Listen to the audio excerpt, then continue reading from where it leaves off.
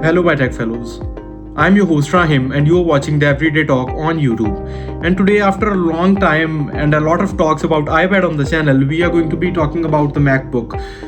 That which MacBook should you buy in late 2025 when the M5 chip is just been introduced in the iPad, and there are a lot of rumors, but obviously it is going to be coming in the MacBooks. So let's get started and dive deep into the topic. But before that, kindly subscribe to the channel and like the video if you really just find my content informative, so it would help us grow as a family together. So now, first of all, let's talk about the students. First, these are actually, I think so, the first candidates which come into the mind whenever we talk about technology nowadays. Bear me with by looking at my screen at the right, my magical screen, where I have all the researched notes for you guys to make it easier and this entire deep dive more, you can say, comprehensive. So for the students, I think so, the MacBook Air M1 and M2 are the best choices. And if you have a little bit more budget, you can go with the M1 or M2 Pro. They are going to be an overkill for you guys, because all the task which is going to be at your hand in the university life is more, it could not be more than enough, or more, you can say, demanding, so that M1 or M2 chip could not handle them. I have myself used the M1 MacBook Pro for a long time in my university life. I think so it was for the last 2 semesters, and I could just easily say that this is one of the thing you could trust upon.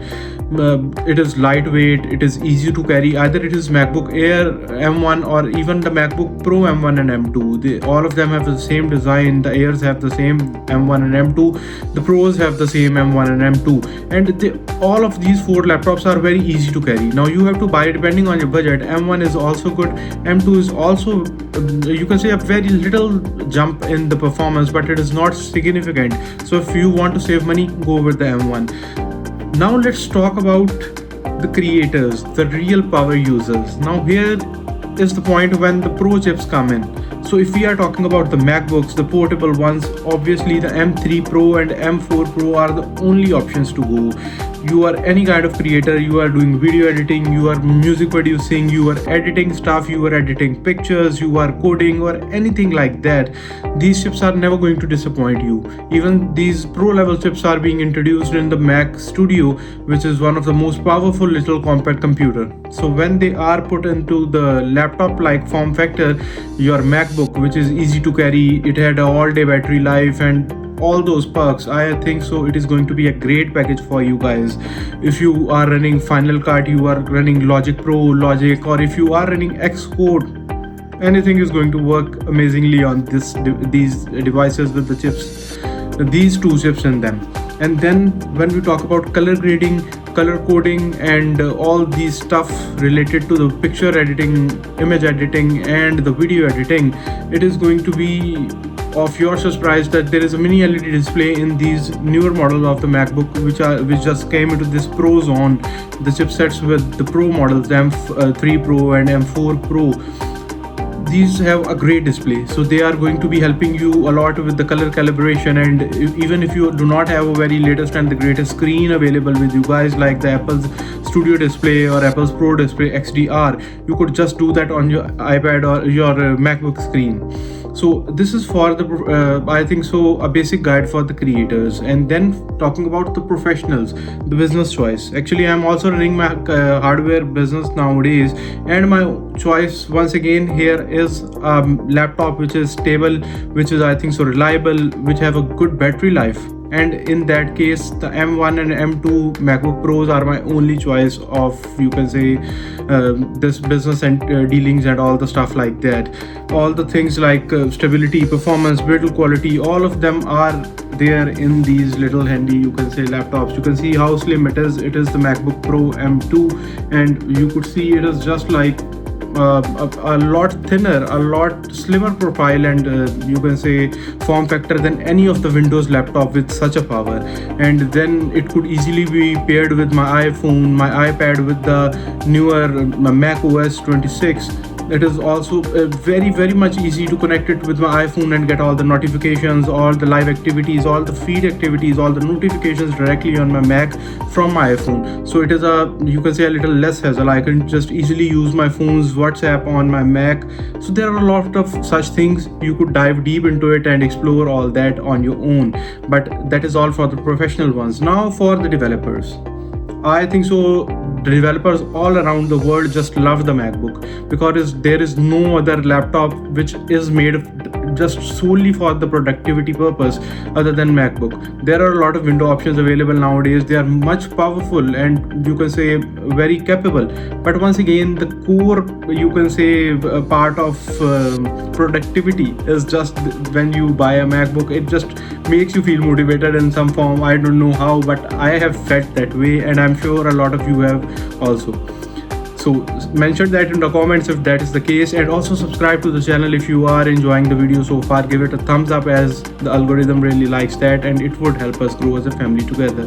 Now finally, talking about if you are virtualizing, if you are locally testing the apps and you are a developer, you are forming apps for iOS, for Android, or for any other such platform except the Windows. That is an exception. We will talk about that later.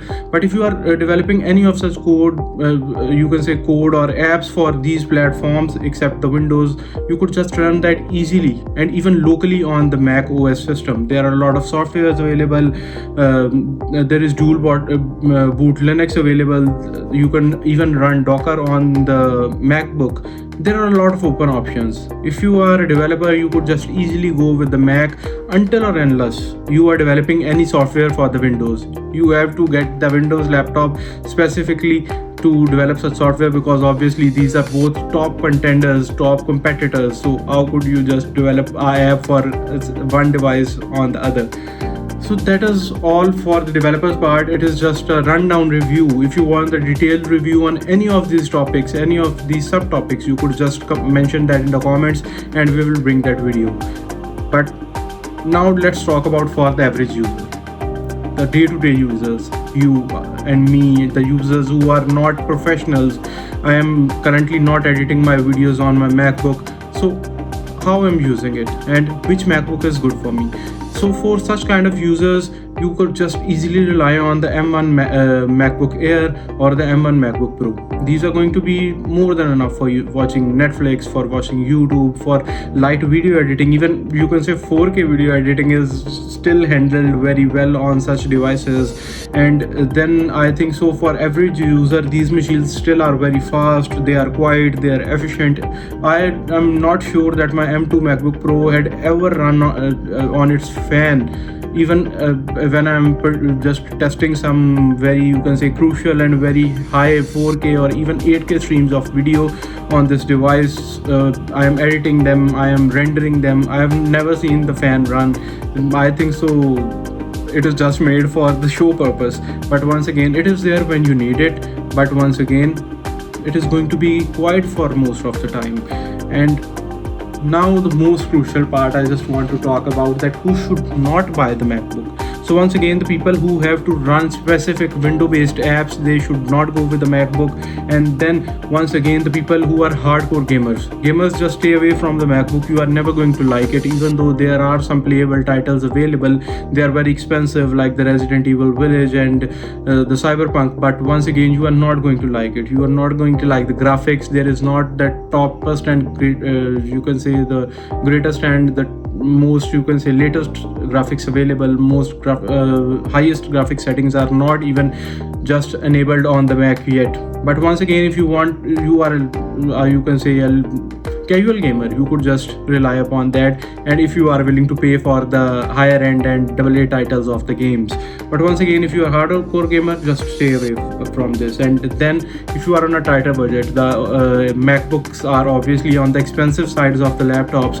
So if you have a tighter budget, just you could easily go for a Windows laptop, or you could choose a older MacBook without the M series of chipsets. They would not perform that well, but once again, the MacBooks are made to stay for a long time with you. They are durable. There are software supports even on the Intel based Macs even yet, so you could go for that. There would be a video about that soon. So So my final verdict is that if you are a casual user, go with the M1 and M2. If you are a student, go with the M1 and M2 MacBook Air or Pro, depending on your budget. But if you are doing any kind of professional works, or if you are making the living out of MacBook, go with the Pro level of chipsets. For example, the M3 Pro, M4 Pro, and even the Max level of chipsets could work for you. But should you go for the desktop based systems, that is going to be a talk for the other video. But until then, stay curious and keep exploring, and if there is any question, feel free to ask in the comments. Until next video, peace out.